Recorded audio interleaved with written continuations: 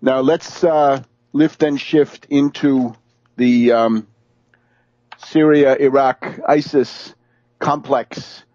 Now here, this is obviously escalating, and we have this monstrous piece of murderous theater, because that's all you can call it, a publicity stunt of the most gruesome and macabre type, the public killing of James Foley, and that being used to escalate the war and to raise calls for bombing into Syria, where the people making those calls for bombing Syria are not specifying whether they mean bomb Assad and therefore help ISIS, or bomb ISIS and then leave Assad alone, and presumably maybe diminish the ISIS threat.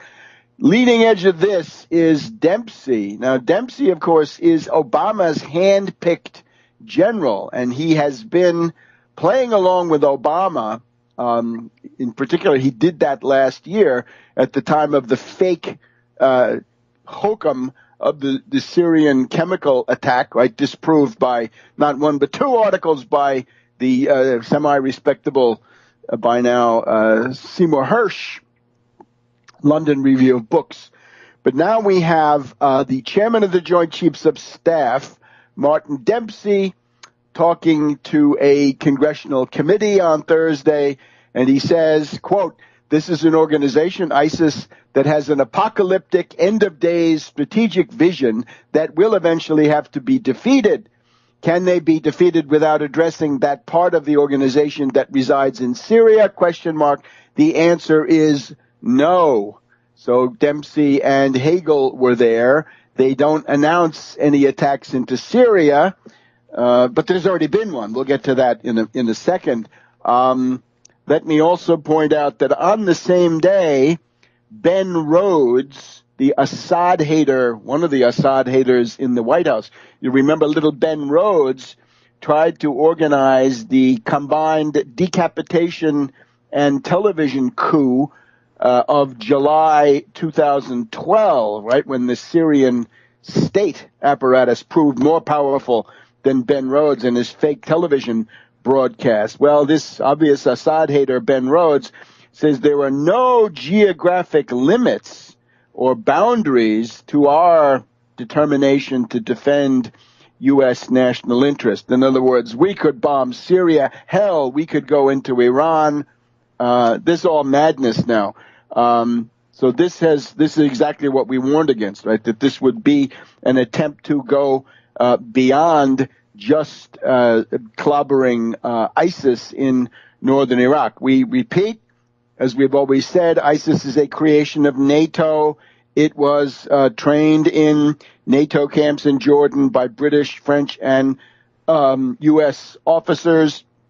It's supported by money from Saudi Arabia, from Prince Abdel Rahman Faisal, brother of the foreign minister, Prince Saud al-Faisal, brother also of the former ambassador to Washington, Prince Turki al-Faisal. So that's what it is. It's the ultimate CIA secret army. That explains some of the glowing propaganda. Oh, they're so sophisticated. Oh, they're supermen. Who's going to stop them? Oh, my gosh. Obama has made a couple of speeches about this now. Interestingly, the Republicans all demand more. They say whatever Obama does in the way of war making, it's not enough. McCain is the most vocal. We're going to get him in a minute. But and he calls for a whole list of specific insane measures. What you're seeing, and don't forget it, the Republican Party is incurably a party of warmongers. Don't tell me about libertarians. They're warmongers because the people running the State Department and all those other agencies will be neocons. They would have been neocons with Romney. They are neocons, and they will be neocons if a Republican ever gets in the White House. There will be guaranteed war. Of course, Hillary also grave danger in that direction. Time to build an alternative now, like with our candidates that we support, the Tax Wall Street Party and the United Front Against Austerity. But now, given all this, what else do we know? The U.S. did attack into Syria. It's already happened. Washington posted yesterday, Thursday, August 21st, U.S. conducted failed rescue mission in Syria, and this was to attempt to free James Foley, this guy Sotloff, and some others, Stephen Joel Sotloff, and other U.S. and Western reporters held hostage there. So there was a firefight. They didn't find the hostages, and it turned out the Washington Post had learned of the event and was going to publish something, and then the Obama administration held an official a briefing by two poobahs of the White House. Now, here's the question. Foley was 40 years old, kidnapped in November 2012. Let me just point out, he works for this thing called Global Post, led by this character Balboni. This entire thing fairly reeks of the intelligence community. This is fishy in the extreme. And Foley, of course, had been an anti-Gaddafi propaganda reporter. He was arrested by Gaddafi forces in Libya in the spring of 2011. He was arrested at Brega in April 2011, held by Libyan police for 44 days. But then he got out, and he was in time to be present at Gaddafi's murder, October 2011. He was there when Gaddafi was killed. Who lives by the sword may well die by the sword, karma, whatever you want to call it.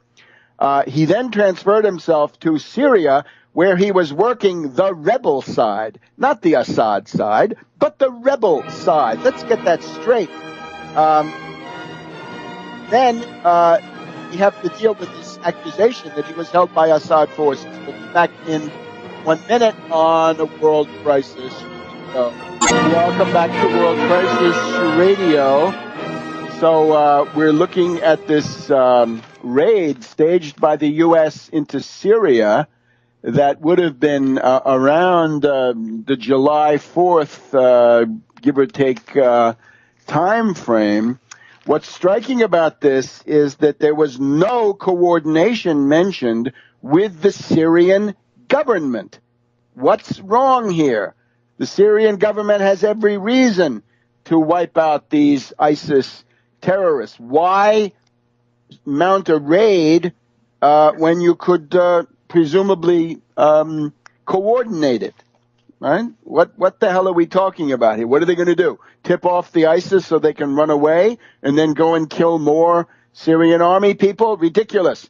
Were they looking for a clash, right? You go into a country like this, even with these supermen of Delta Force and the SEAL commands, the supermen calling themselves the Night Stalkers and their stealth helicopters and all the rest of this claptrap, you might have a clash. You might start killing Syrian soldiers by mistake. Is that what they were looking for? This kind of crap, amateur night, has to end. You've got a government there that's happy, eager to attack ISIS, to wipe out these terrorist rebels. Drop the hostility. Drop this vendetta against Assad. Kerry, swallow your pride or resign. Go back to the Skull and Bones vault and stop doing this stuff. Now, as far as James Foley is concerned, my guess is this. He was pro-rebel. He was pro-terrorist rebel in Libya, participating or present at least at the killing of Gaddafi. Then he switched over along with the flow. He went with the flow of jihadis and weapons, perhaps from Benghazi, right? Perhaps under the auspices of Ambassador Stevens and the Benghazi mission, whatever that was. Then ended up in Syria with the rebels. And we'll talk about this. However, the FBI says an organized gang captured him in November 2012. Now, just before that, and this is my suspicious point, James had filed, Foley, James Foley, had filed a story saying, oh, people in Aleppo are really fed up with these rebels. Man, these rebels are really unpopular in Aleppo. People are sick of war. They're sick of their administration. They're sick of their oppression and all this other stuff. Was that the thing that got him bumped off? Did the controllers of this entire thing say, well, James Foley, you've gone off the reservation. We're going to find some other way to use you, and you're not going to like it. And here it went. This character Balboni of this global Post, also a very suspicious character, reeks of the intelligence community. So we've got that entire mystery. Now, just in terms of how they play this in the Washington Post of today. He was held in eastern Syria with a dozen other captives, including Western journalists. The captors are British members of the Islamic State. Last week sent his family and employer an email threatening to kill him. Are these people freelancers? Or are they from MI6? Is this this convenient, horrendous video? Is that something that somebody in the London oligarchy wanted to see to get the U.S. into war once again? And here we go. It's clear here. Balboni now says, we knew exactly where he was from the released hostages. We knew that his immediate jailers were British jihadists. The guy who killed him, allegedly Jihad John, right? We've had Jihad Jane some years ago. Now we have Jihad John from the British side. However, this is an interesting paragraph in the Washington Post of yesterday morning. For the first year of his captivity, Global Post and Foley's family were sure that he was being held by the Syrian government, according to articles on the website at the time. But last fall, they announced that they no longer believed that to be the case and said that they would make no further comments on his situation. Well, they never had any proof. There was no proof. This was simply a bald assertion trying to pin this on Assad. And what's the percentage for Assad in that? What is he supposed to gain? Now, in terms of the British, you want to get the background. 9/11 synthetic terror made in USA, any edition. I'm looking at the 5th edition. Turn to page 175, Al-Qaeda and so forth. Al-Qaeda and Londonistan. And Londonistan, here's the take from the London Daily Telegraph, November 20th, 1999. Britain is now an international center for Islamic militancy on a huge scale, and the capital, London, is home to a bewildering variety of radical Islamic movements, many of which make no secret of their commitment to violence and terrorism to achieve their goals. We've also got Putin saying in 2001, in London, there is a recruitment station for people who want to go and join the combat in Chechnya. And the following countries, between 1995 and 1999, again, it's all in 9/11 synthetic terror made in USA, any edition. The following countries protested the harboring of terrorists by the British: Israel, Algeria, Turkey, Libya, Yemen, India, Egypt, France, Peru, Germany, Nigeria, Russia.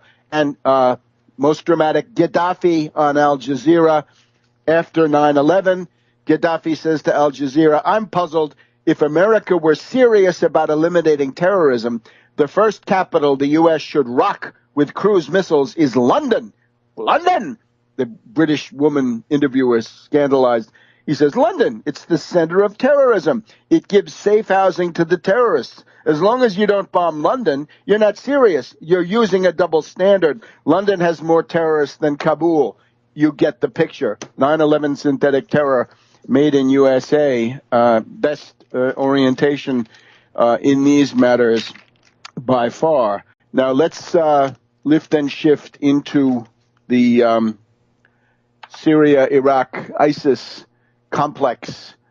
Now here, this is obviously escalating, and we have this monstrous piece of murderous theater, because that's all you can. Particularly, he did that last year at the time of the fake hokum of the Syrian chemical attack, right? Disproved by not one but two articles by the semi-respectable, by now, Seymour Hersh, London Review of Books.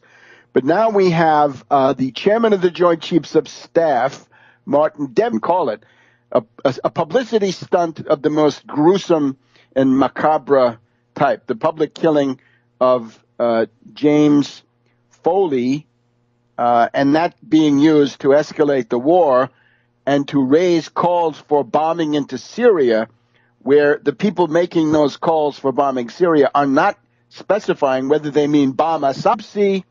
Talking to a congressional committee on Thursday, and he says, quote, "This is an organization, ISIS, that has an apocalyptic, end-of-days strategic vision that will eventually have to be defeated. Can they be defeated without addressing that part of the organization that resides in Syria? Question mark. The answer is no. So, and therefore help ISIS or bomb ISIS and then leave Assad alone, and presumably maybe diminish the ISIS threat." Leading edge of this is Dempsey. Now, Dempsey, of course, is Obama's hand-picked general, and he has been playing along with Obama in